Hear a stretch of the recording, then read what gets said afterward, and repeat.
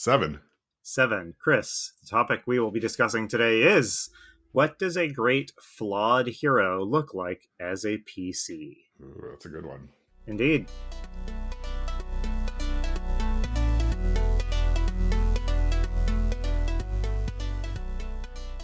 Hello and welcome to Roll for Topic, a roundtable discussion about topics related to running role-playing games. I'm Chris Salzman. And I'm Andy Rowe. Andy, you need to spill the beans. It sounds like you have finally kicked off a campaign for your I'll call it your gaming group that you've been planning for a long time. So what is going on in your current Call of Cthulhu-ish campaign? And how did you get there? Yeah, so the campaign is Masks of Nyarlathotep for Call of Cthulhu. Mm-hmm. And for the last 6 or 7 months, since the beginning of this year, I've been running Call of Cthulhu for this group with the specific goal of segueing, if I don't know if that's the right verb, of transitioning into Masks of Nyarlathotep when it felt right. So It's felt right for a little while. So I have spent a lot of time prepping for that very complicated campaign. Yes. More complicated than any campaign I have run before, I will say, as far as the number of characters you have to keep track of. And yeah, so that has occupied almost all of my gaming brain space for the last several weeks. Yeah. Then in the last week, I was able to launch it. I guess I should say spoilers if you don't want to hear like the basic premise of Masks of Nyarlathotep. I won't spoil anything real big. Yeah. But it kicks off with the murder of an NPC. Yes. And so when I was thinking about running this campaign, because this is in every GM's white whale, I want to run this one day, is Masks is. The universal advice I got, both from the internet and from a couple of friends here in the Discord who have played it and run it, was this works better if the players care about this NPC before you murder him. Yeah. So I probably went overkill on it because we spent probably 6 months of adventuring during which the players grew really attached to this NPC. So much so that I delayed launching Masks because I didn't want to have to kill this person off. And I knew my players would be furious with me, and they were really mad. But I pulled the trigger, and I ultimately decided I need to use this emotional connection I've built up. It really does power the campaign. So I can't fake it. I can't have him get kidnapped. I can't have him just vanish. I really do need to have him get killed. Yes. And then let the players, let that quasi-real emotion drive the players. So I'm babbling here, but I'm going to stop talking. So thoughts? Yeah, no. So I've played in Mass before, and I know exactly what you're talking about with the death of Jackson. Sorry. Yep. Yeah, right at the beginning. I don't remember a whole lot from that campaign. It was a while ago, and just I don't have the memory for it, but I do remember that. Yeah. I do remember that part, and it was very much the emotional sort of inciting incident. And I think this is like one thing that a lot of other campaigns and stuff that I played in just don't do as well, is having that sort of like the stakes set for you so clearly, so early on, of like why you want to go on the adventure. And it's just like, oh well, we got to figure out what happened, right? What happened here and why. Yeah, you've hit right on it. I mean, the murder of a loved one is such a cliched way to launch almost any kind of story. You know how many, there's terms for it. It's such a trope, but it is a powerful trope for a reason. So how do you make it powerful, in an RPG? In my case, I made the decision that I was going to lay months of groundwork so that the murder would pay off emotionally. Obviously, you can't do that for every campaign, right? Yeah. I don't know if there's a shortcut way to do that. If you don't have the time to kind of establish a relationship before you sacrifice it for the sake of the plot, you really are asking a lot of your players to, you're not asking anything unfair of them, but they have the kind of extra work to do of imagining that their PCs are emotionally connected to an NPC that the player are not. Yes. And so absolutely, players can do that. That's fantastic. I will say it certainly did pay off to have the players as attached to the NPC as their characters were. The campaign I'm playing in right now is the enemy within, and I don't know if this is like written into it or not, but something that our GM Matt asked us to do was to, like, we each had to sort of invent a bond with this NPC at the Hmm. beginning of it. It was a bond along the lines of like how did this person wrong you, right? And Aha, like, excellent. yeah, Yes. and then so like we spent some time going around the table, sort of coming up with reasons why we hated this person that we knew nothing about. And then of course, like in the first scene in the game, like that person walks in the door, right? So it's like, Yes, of yeah, course. but I mean, I think like just having some of that stuff sorted out beforehand can be so useful, because like you're starting a campaign and like no one's like quite sure what they're doing, but I mean, just having something to grab onto, Yeah. right? Like even if after, I highly doubt that your group is going to forget about Jackson, like in Yeah. 3 sessions. But I mean, even if they did, right, then they're kind of on to the next thing, right? Like at Yeah. that point, they have a shared history and like a reason why they're going on this adventure together. One of the things that makes Masks such a wonderful game is it is one of the few kind of published campaigns that A is, widely considered to be very good, and B, there's so much material for it because it's been a staple. It's been a staple of the hobby for since it was published. There's so much material out there.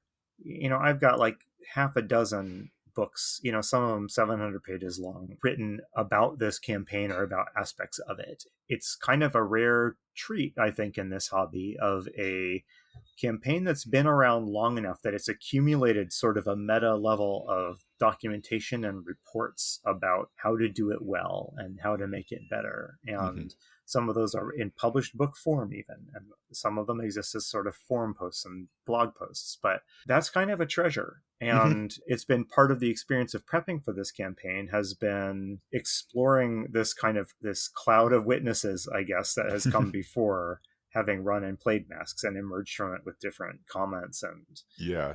and some of whom were driven by that experience to write up articles or books about this is how this can be done better or how you can get the most out of it. Yeah. There's a lot of great RPG campaigns out there, but I don't think that there's, Enemy Within is one of them. I don't think that there's anything that can lay claim to this level of just like kind of community documentation and commentary. Yeah, and that's kind of fascinating to me, because it's like there's certainly a lot of campaigns that many people have played. I think the most I've seen in like the D&D world, there's like occasionally people will have up on like drive through, like they'll compile their notes into something you can download Yeah. like that. But like the thought of like a companion book self-published by someone else on any like any D&D campaign, it's like I Yes. just like I don't see that happening, but like why not, right? Like there's clearly stuff that could be gained from that. But yeah, but I think about like mass, like I know there's been a few like reproductions, like props and stuff like that. Like you can just buy like a whole a whole box full of them and stuff, and like that's really cool. But it does make me wonder, like so in 50 years, are people still going to be talking about masks? And like, will there be some sort of definitive edition that collects all Hmm. this stuff into like one thing, or is it always the act of reading the adventure and coming kind of piecing those things together? Like, is that the fun part as a GM, is like trying to parse through all that stuff, or is there like we're just sort of waiting for someone to write like the okay, here's how to actually do it right correctly? It is interesting to think about that in terms of D&D, the overwhelming juggernaut of the hobby, going back to it, the Hmm. hobby's creation. As the hobby has diversified and grown and spread, I do sometimes wonder if we are losing the kind of sense of a communal experience of a particular adventure or particular campaign. Hmm. For a very long time in the first maybe 2 decades of the hobby, the Keep on the Borderlands was a touchstone experience that a very large percentage of people I interacted with in the hobby had played or run. Hmm. And that's because it had, I don't remember the exact publishing history, so please don't at me on Twitter. But I think it had just been in there with one of the early D&D starter sets, that everybody got for Christmas in 1979 or something Hmm. like that.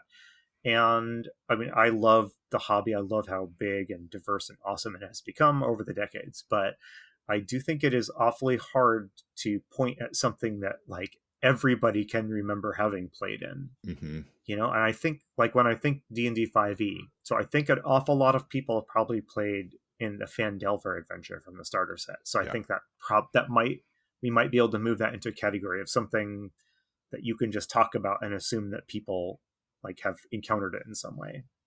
And I do think that, I don't really pay a ton of attention to like the kind of creator program that Wizards has over on GM's Guild or Drive Through RPG. Mm-hmm. But I do remember when I did a little bit of reading up on Strahd at some point, and there was quite a bit of kind of community written material written to support you running a game of Strahd. And they ranged from like, I drew all these awesome maps for the different locations in the campaign, and then there was the, I've rewritten the premises of this campaign to be something that's more interesting to me, and Mm-hmm. I was impressed by the community experience expressed through that stuff. I Yeah. mean, I didn't download or purchase it all, so I can't really talk about its quality, but, and I guess we kind of gone off topic, but I do love, I do love thinking about this stuff. And, Mm-hmm. you know, Yeah. I don't know. Do you have anything else that's come out in the last decade or so that seems like a touch point that everybody can look back at? No, not really. And I'm with you. I think it's the strength of the hobby is that you don't have to have that necessarily, but it all is also a weakness a bit too. In that, like, whenever you talk to someone else, like their experience of what Call of Cthulhu is, or their experience of what D&D is, right, it can be so different from like household to household, right? Like Yeah. it's not even like a regional thing, right? It's like a who's GMing the game, and like what do the players want to get out of it. That to me is very fascinating, that we have sort of these published, like, here's the thing you're running, but then how it actually gets run is just like so different. And like we've talked a lot. I think like you and I have talked quite a bit. I know we've talked about this on the Discord a little bit, about the idea of like canons, right? Like, like Mm-hmm. there's like the Western literature canon, right? Like, so everybody should read Grapes of Wrath or whatever. Like that concept, I think there is some use to it. Like it's somewhat useful to be able to have things that you can point back to. And it's like, oh, everybody has seen The Matrix. Everybody has read East of Eden, right? Like all these, cultural touch points, you can reference them and stuff. But like, yeah, like in tabletop games, there's really isn't that. And I feel like what I've found a lot is there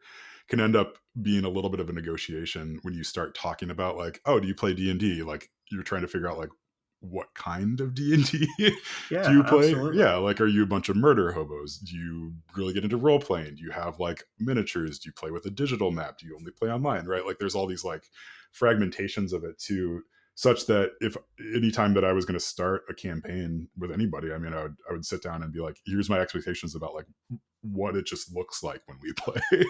Yeah. Like, yeah, those sorts of things. Yeah, like, I mean, that's even before you get into like, what campaign are we going to play, right? Like, yeah, like you got to kind of decide on like, do you like this style of game that we're going to run? I'm trying to think, thinking of other media. If you like science fiction, it's helpful that you can count that everyone has seen Star Wars, everyone's seen Alien, everyone's seen The Matrix, and maybe they loved those movies and maybe they hated them. Mm-hmm. And their experience of those movies was, of course, their own, but they do provide sort of a common vocabulary of experience that you can use when talking about science fiction. Mm-hmm. And with role playing games, that incredibly subjective element, the incredibly extra subjective experience of even a kind of a quote canonical classic like Keep on the Borderlands. What did two groups playing Keep on the Borderlands could have like an almost 180-degree different experience with it, Mm-hmm. depending on what they wanted to do. What was the GM like? Who were the players? Yeah. And that feels to me, almost like it's like music. There's like touch.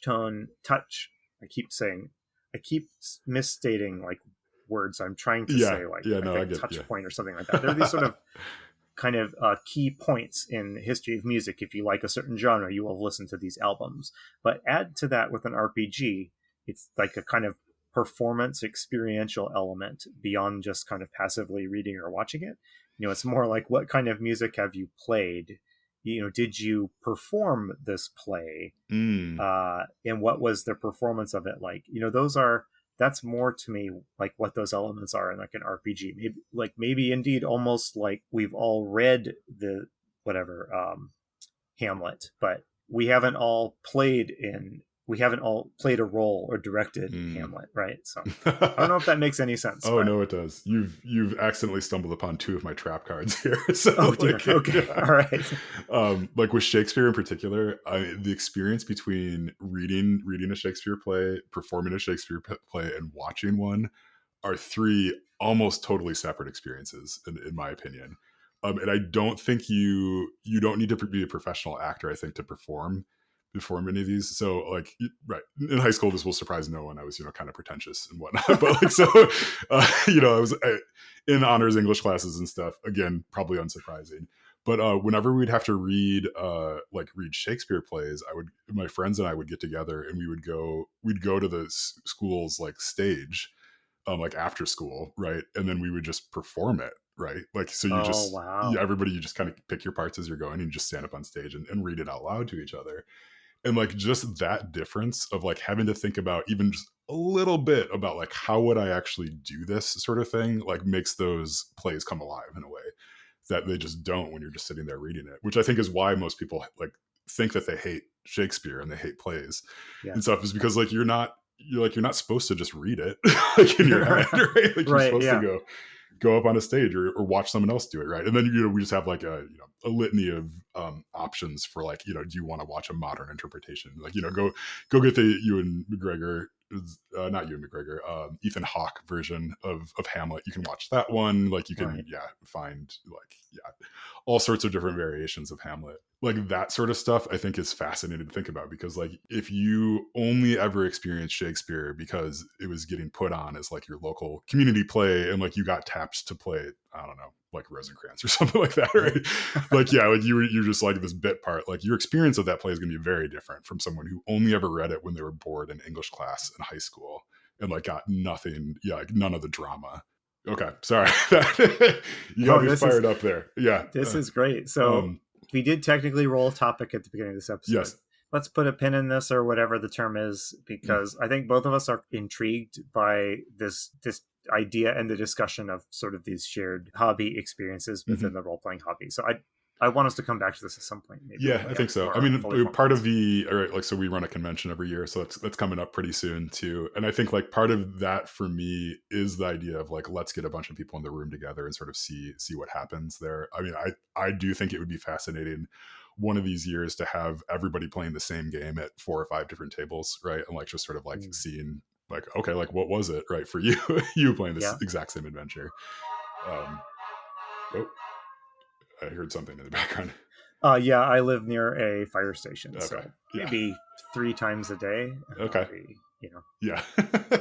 Well, that's nice in case your house is ever it's on funny fire. how used to this you get. You would think that would be awful, and I guess objectively it maybe is, but Yeah. I don't even notice it. Yeah. So Okay. All right. Yes. Well, let's table it for now, and I think we definitely will talk about it more and come back to it later. So, that sounds great. okay. Yeah, So our topic that we rolled is, what does a great flawed hero look like as a PC? So I think like this question to me is interesting that it specifies as a PC.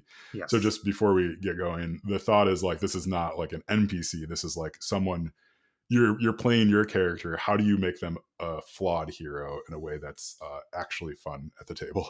that is a tough question actually. Hmm. So my mind, immediately goes to thinking of what makes a great flawed hero in literature or movies. We have, Hmm. speaking of Shakespeare, for example. Yeah.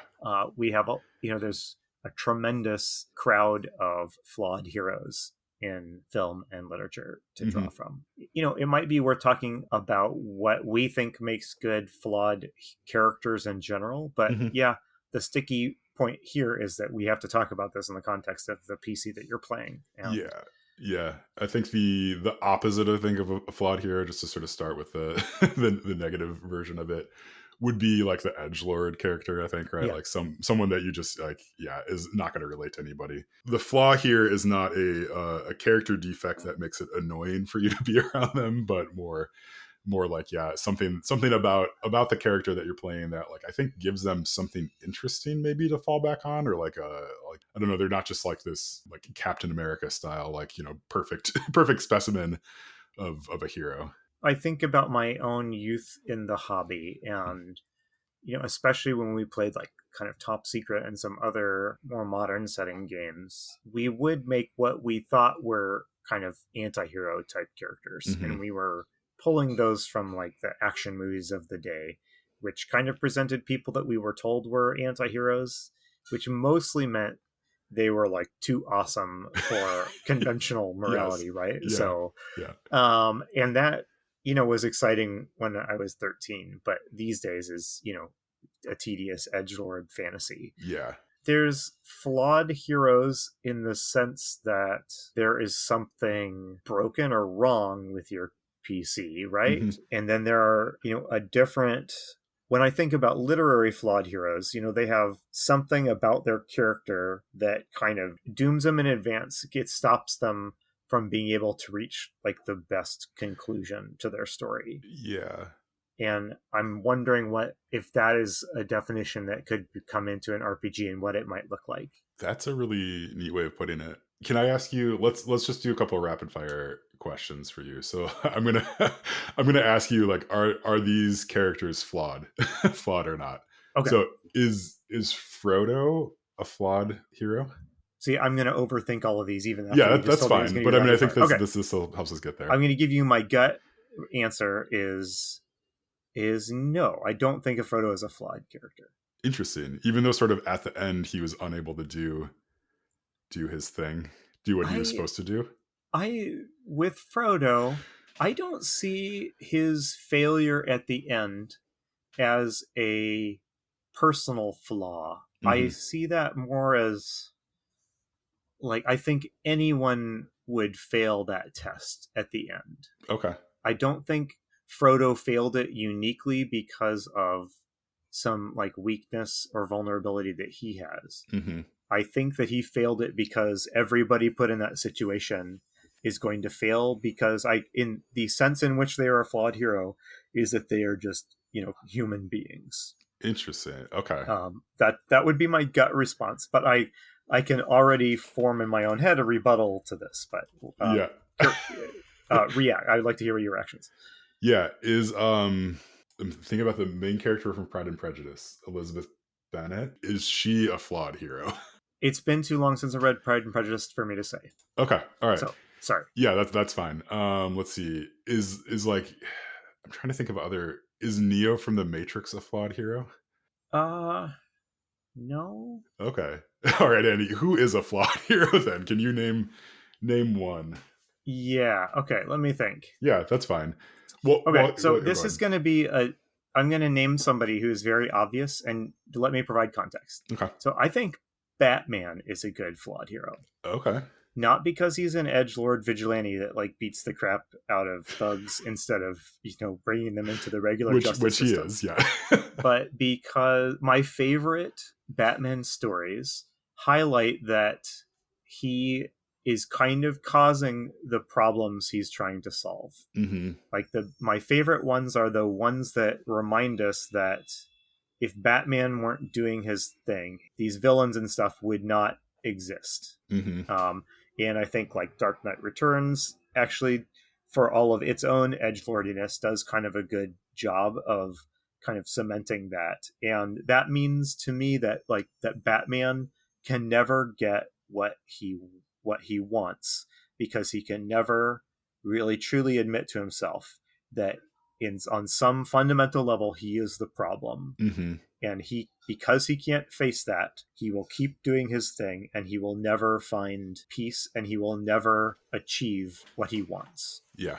So to me, that is a flawed hero, a good flawed hero up front. That's baked into his personality. It's not going to change. It dooms the whole story of Batman from the very beginning, Hmm. because he has things about himself that he can't change that will sabotage what he wants to get.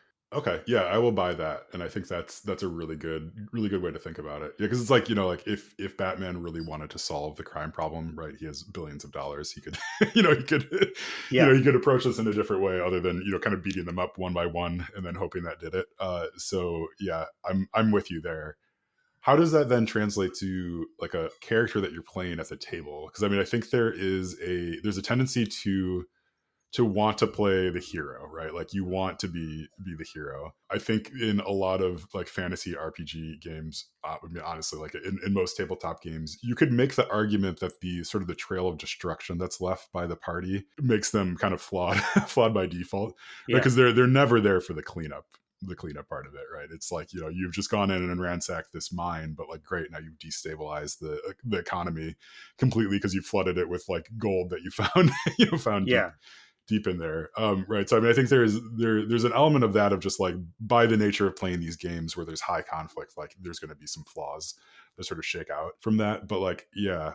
Can I butt in on that Yeah, one? please. I agree with you. And I also, maybe I'm reading into the way you presented that, but Mhm. like I share a little bit of dissatisfaction with that, as saying that that is a flaw, simply because, you know, I mean, I think you need to manage very carefully, you know, when we enter into these genre spaces.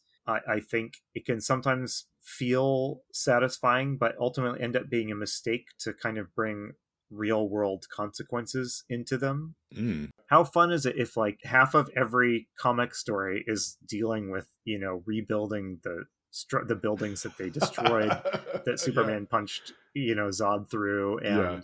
and comforting the broken families from all the people that were killed when the Hmm. whatever crashed into Manhattan. Those make great stories when we encounter them every now and then, Yeah. but I don't think that those make for very good sort of ongoing flaw type stories. Am I making sense? Yeah, I think so. I think what you're saying is you don't want any consequences. No, yeah, Exactly. yeah. I want to, yeah, Yeah, no, I think I get what you're saying. It's almost like there's a focus of the story, right? Like of the game that you're playing, that like sort of necessitates that you don't really spend a whole lot of time on like the cleanup portion of it, because it's not right. yes, It slows things down. It's really not really the narrative you want to say, and like the narrative that you want to tell. And I think there's also an element of like, let's assume that this went well, like the cleanup went well. We don't yeah. have to like play out every little bit of it. Yeah, I think you're right. I mean, those are all amazing stories to be told. But, Hmm. you know, when players come to your table, you don't usually want them to feel kind of caught off guard, or like you pulled the rug out from under them, Hmm. as far as like you thought you were having a fun adventure, but actually I'm going to like rub the destruction at all these broken families you left in Yes. your wake. Yeah, like if you haven't signed up for that, that's not a fun Right. way to play. But that's not to say that those are not Hmm. interesting stories to explore, but Okay, so like to think about like the question, like how to answer it. So if the system that you're in has magic in it, right? I think like a good way to maybe approach this as a PC is like there's some sort of like struggle over the power of the magic that's in that, and how you might use it or not use it to your hmm, benefit in the game, right? Like, so I think there's a lot that can be played with there. And again, the enemy within campaign that I'm playing in right now, like magic has consequences, like pretty real and extant consequences when you use it in yeah. certain ways. So I mean, I think there's something that's really fascinating about that, of like, yeah, sure, like you have this great power you can use, but like if you use it, like there's going to be something that happens because of it. And I think so like a flawed hero in that circumstance, I think can be pretty interesting if you look at like the abilities provided to them, and then like maybe some of the either interior or exterior consequences that can come out of that. Right. I think that to me can make for some interesting questions and conundrums at the table, versus like, I don't know, them being like, yeah, versus the like, yeah, the loner, the loner mentality. Right. A couple quick thoughts in response to that. One is it is kind of hard to tell a story about a group of roughly narratively equally important people Hmm. who are flawed. It is not too hard to make one character who is flawed if the Hmm. story is about that one character. How do you accommodate four flawed characters? Or how do you accommodate a group of four narratively equally important people, and like one or two of them have these sort of fatal flaws? And Yeah. when I think about games that have, you know, overt mechanics for flaws, and they will sometimes call them flaws or disadvantages, you know, they will be the need to keep those flaws from doing what they do in other media, which is is doom the character's story. Hmm. You can't doom the whole party's story because somebody has the greed flaw, Yeah. right? Yeah. If the story were only about one person, you could happily take that greed flaw and explore what happens every time he or she almost gets their goal, and then their greed pulls them away from it.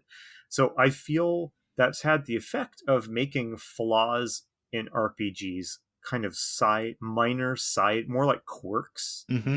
The most I really see them doing is occasionally incentivizing a player, to make a suboptimal choice, Yeah.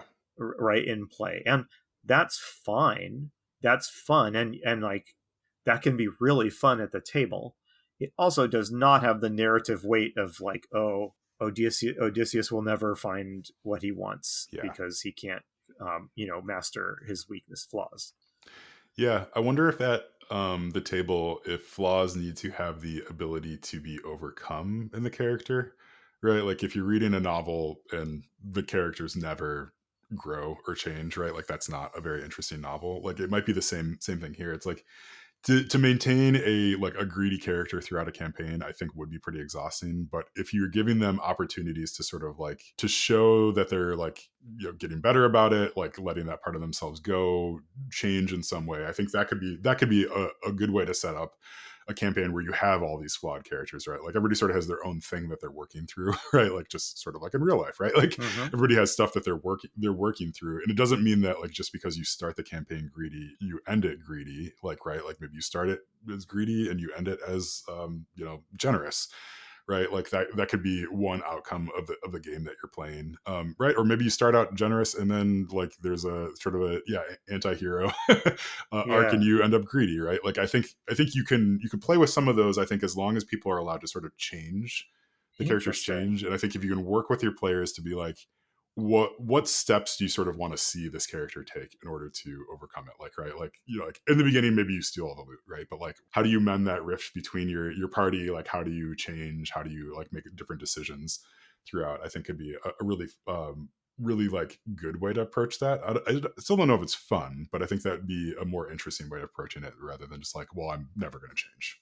I really like that idea. And Mm. yeah, it makes me think of, an RPG character creation session where you are writing down like what are three journeys your character is on, Mm-hmm. in some way. Like what are three like ways they're trying to be better or ways they're trying to change, and not so that you can apply the greedy mechanical flaw to their character, but so that I guess you can throw them situations in which they have to wrestle between, am I going to resist my greedy impulse here and make progress towards my goal of becoming a more generous person, Mm-hmm. or is my character going to, give into his like impulses, and chart that over time, like you say, with the promise of your character can be different at the end of this story, Mm-hmm. not just more powerful, but they can be different.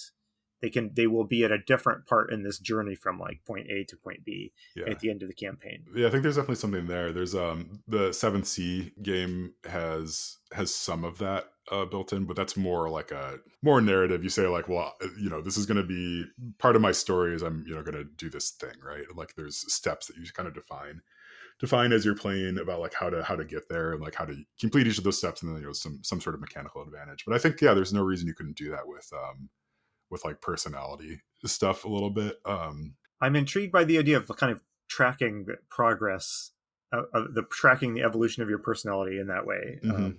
I don't really know how you would do it in a fun way, but Yeah, I mean, I think there's I don't know. something there. I bet there's some games that do this really well that we're just not aware of. So if you've heard of any of them, please write in, let us know a little bit. But I think there's a lot of fascinating like story work you could do here. I'm less convinced there's a lot you could do mechanically with this other than having to just be like, I don't know what you would do mechanically to either reward or or inhibit some of that behavior. I don't know all of these games super well, but there are certain games that put a clock on the length of your character's story. Hmm.